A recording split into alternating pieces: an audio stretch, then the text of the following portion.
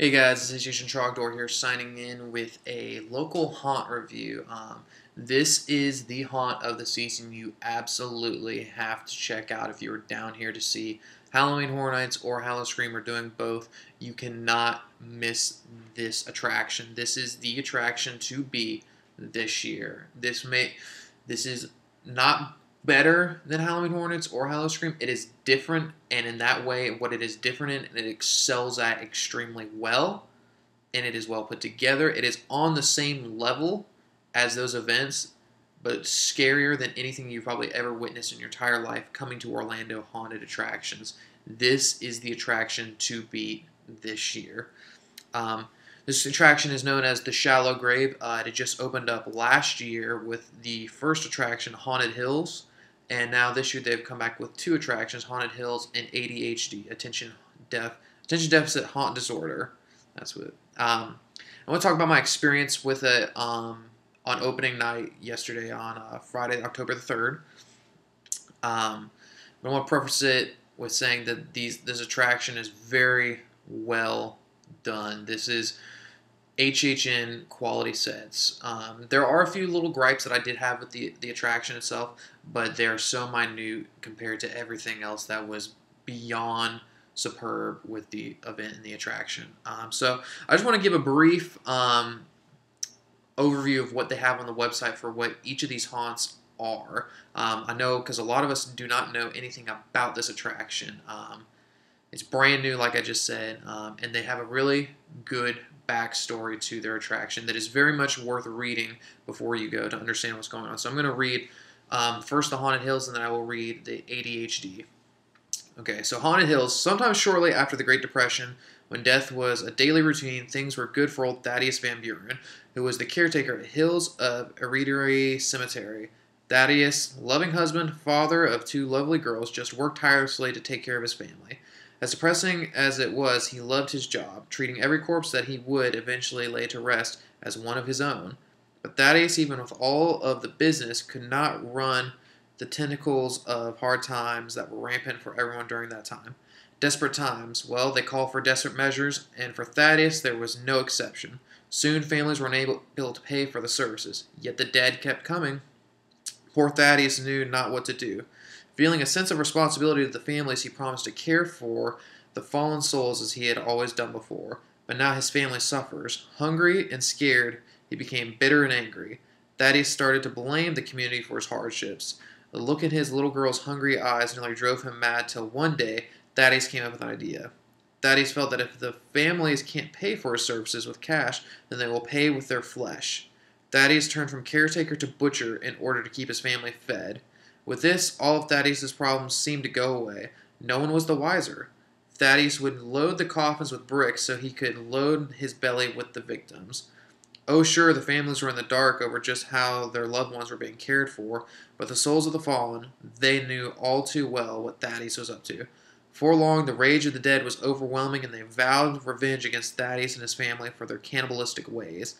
The dead that were lucky enough to rest in peace refused to do so, and broke free from their eternal slumber to exact their revenge. With hard times receding and things returning to normal, less plague, less famine, things were tough again for old Thaddeus. By this time, his thirst for flesh has driven the old man insane. With fewer dead to chop up and devour, he turned to the living to feed his lust for flesh. Thaddeus is haunted by the hordes of undead relentlessly, but to date, the old man has been able to hold his own against the rotting minions. Sure, he has some scars to show for his efforts, but nothing like the scars he has on his sanity. Stay clear of the old house next to the cemetery if you wish to rest in peace, and not pieces, for Thaddeus will not rest until you do. So that's the backstory for the Haunted Hills, the original attraction that the Shallow Grave built. Really quite interesting backstory. And very fleshed out, in my opinion. Now, attention deficit haunt disorder. I'm going to go over this one real quick, and then I'm going to talk about both of the attractions in their own right. ADHD, attention deficit haunt disorder. Lose yourself in the tormented minds of the few that faced Thaddeus and were fortunate enough to evade certain death from the bloodthirsty Van Buren family. But are they truly free from Thaddeus and the agony he bestows upon his victims? The dread, the pain, and suffering, escaping to live another day, also gives way to the opportunity to die a little each day as your sanity rots from the dark encounter with the very man that feels his survival is directly attached to your demise. Suffer through the very same nightmares that the so-called lucky few pray for the Sandman to keep at bay, for there is no true escape from Thaddeus. Once he is in your life, he is there until he can steal it from you. Um, Now, both of these they're different, but they're also similar in certain ways. So when you go to the attraction, the correct way to do these would be to go to Haunted Hills and then to go to the ADHD attraction. Haunted Hills, when you walk in, obviously, like they said, you walk in through the farmhouse, and the sets are very well done. As soon as you walk in, it's like a 2-story set, and you walk in through the house, and you make your way through the kitchen, and you end up going into Thaddeus's, like, I guess I would call it the chop shop, just like a mortuary where he's butchered the victims. And I think the thing with this haunt, and you'll make your way out through to the cemetery and just a bunch of different other scenes. It's a very long attraction. It takes probably somewhere between, I think it took us like 10 to 12 minutes to get through the entire thing. Be prepared with this one. It's very dark. And there are a lot of smells, I can only describe it as a sensory overload of just god awful scents. This attraction, let alone besides being as intense as it can get, as we were about to talk about in a second, but it is a sensory overload on smells, on what you can see, what you're hearing. It's loud, it's bombastic, and it is rotten to the core, and that is what makes this so good. They do implement the same kind of screens and backgrounds that they do have them incorporating at Horror Nights. I've seen it a few places that if you looked in the Roanoke house where the fire and stuff was, they have those screens actually way more frequently in here, and they work extremely well for Haunted Hills as far as pictures that move, a scene that plays out before Thaddeus comes at you.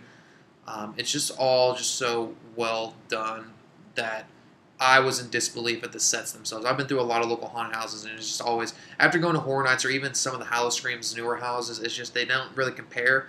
This is just on par, if not just as good, if not better, than anything that those 2 parks have been doing and are doing. It is incredible. Now, I do want to preference this and warn everybody that goes through Haunted Hills and ADHD, before we talk about ADHD, these actors will touch you. And they do touch you, and they do get in your face. And you are not allowed to touch them, but they will touch you. They're not going to grab and jerk you around, but they are definitely going to put a hand on you, and they're going to put their face right next to you. And that, to me, feeds into the fear that you will experience like none other at this attraction. And is what makes it so unique and so good. Compliments, again, inside Haunted Hills to the makeup of Thaddeus and his family. The only thing I didn't like a little bit is that it feels like a very Texas Chainsaw Massacre type of house, a little bit like that, or like a Wrong Turn, or even a little bit of like The Hills Have Eyes throughout most of the house. And then once you make your way outside, it's like there's zombies out there, and it's not that they don't fit well together. It's just there's a little bit of a shock of going from that brutal rush of an environment to outside. But it's still very enjoyable. To me, I enjoyed the Haunted Hills attraction a little bit more than ADHD as an overall experience. There are going to be multiple moments where Thaddeus runs out of you, and the actors that do play Thaddeus are incredibly big and scary as hell. And it's not like Horror Nights where they just walk up and slam on something and walk away. No, they're going to jump over props and get in your face and just be all over you and yelling at you and threatening you, and it's just worth every bit of money for that one. So that was pretty much what Haunted Hills is about. The next attraction, ADHD, it was harder to piece together. I think it doesn't flow quite as well as Haunted Hills does as a singular experience, but I think it is in generally scarier than Haunted Hills is. The only thing, this is my main gripe, besides the mixed environments that I'm going to talk about, is some of the animatronics that they do have in this, they're just not that good. It's not a huge spoiler, but when you go through, there is quite a large reptilian thing that will come lunging out at you, and it is not that imposing, and it is kind of like, kind of look at it and you go a little bit like, why is that there? It didn't fit well to me with the theme of what ADHD is. Because what ADHD does is you kind of walk in and it's described to you as you're walking into the nightmares of those that have experienced Thaddeus. But it doesn't really feel that way until you get about halfway through the house, because it feels more like a retread of Haunted Hills in the beginning. And I understand the reason for doing so is that you feel like you're escaping Haunted Hills, and now then you are moved into their dreams. The dreams are a little sporadic. Some of the ones that I could definitely tell were, one seemed like an experimental, like, test subject place. One looked like a military base. One looked like just a home where somebody committed suicide. One was like a carnival and clown theme. The clown theme and the carnival theme was very cool and done very well. They were sporadic, and sometimes it didn't make sense. But as far as scare factor wise, it was better. Everything that maybe environmentally that I didn't like as far as it matching up with Haunted Hills, it matched more with scares. There were more actors in this house, whereas Haunted Hills there were certain parts where it felt like it might have been a little empty. Not entirely, not enough to be a problem, because there was always that fear of one being right next to you. But ADHD felt a little more full as far as the actors and an experience around every corner, which helped it in the long run, in my opinion, with kind of the sporadicism of the environments, which was cool. This ADHD is the house to see. I think it is very appealing to the eyes, especially towards the end with the carnival scenes. They're very cool. All the actors do well. They get in your face just as much as they do in Haunted Hills. And there are cool things to notice in the nuances in there. Thaddeus is only in this house. I think I only saw one or two of the actors for Thaddeus, but each time they were kind of deranged, deformed versions of what Thaddeus looks like. Kind of one with it looked like multiple faces on him. So it was very cool to see that they knew they wanted to play up on the dream environment. But I guess something to say real quick is that the friend I was with didn't know the background of either of the houses, and the only he liked ADHD more than I liked ADHD. But the only thing he said is he didn't understand what was going on. Whereas with Haunted Hills, you kind of walk in and it's the overall experience. Whereas with ADHD, he was kind of confused on why we were going through so many different environments. But it makes sense when you read the backstory. So like I said, read the backstory again after I just read it to you guys. But make sure to read it and know what you're getting yourself into. This is the haunt to beat this year. It is incredible. Each of the houses are, like I said, I think between 10 to 12 to 15 minutes. These people have poured their heart and soul into what they're doing, and I absolutely cannot wait to see them add more into both of these attractions and to see what new houses or mazes they will create over the next few years. But that's my brief and in-depth review of the Shallow Grave in Winter Haven. Again, this is a little bit of a drive. I think it would probably take anybody that is staying down by the parks over at Universal probably about 45 minutes to get to the attraction, but it is 100% worth it. I would highly recommend this to anybody, especially to anybody that is an old school horror fan or a Horror Nights or a Howl-O-Scream fan that feels like both the events are starting to be a little more PC. This will give you your fill for the entire season of what a non-PC haunt is. This is definitely in your face. This is not for children. Absolutely 100% not for children. I wouldn't recommend this for anybody under 16. I mean, it's hard. Like Horror Nights, I would recommend to anybody 12, 13, 14 to be able to go to. I would not recommend anybody under 16 or 17 to go to this event. This is in your face. This is gruesome. There's language. It's everything you want as an adult in a haunted attraction, but it is not for children. This would leave, if I brought a kid into this or even a young teen, it would leave them scarred for life. In fact, there's parts of me that feel a little scarred for life after going to. So I 100% applaud what they have done with this. It is incredible, and it is worth every bit of money that you'll pay. Tickets, I think, for both attractions are ranged around $25, $20.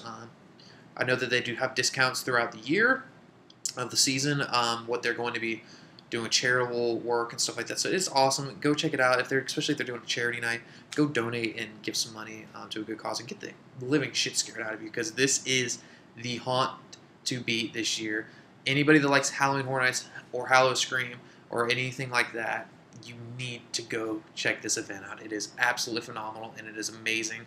I can't say anything else about it. You just have to go see it yourself. This is HH and Trogdor signing out.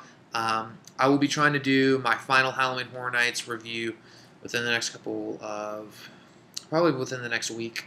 I'm going to go I'm going multiple more times, but I'm going to try to go one more in before I give a final thought on all the houses and the Scare Zone experiences. So definitely look forward to that, and also look forward to I'm going to try to make it out to Howl-O-Scream at some point in the next couple of weeks.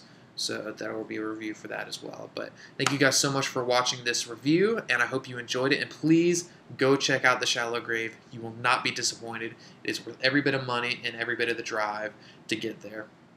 Once again, this is HH and Trogdor signing out. I hope you guys have a good rest of the night. Later.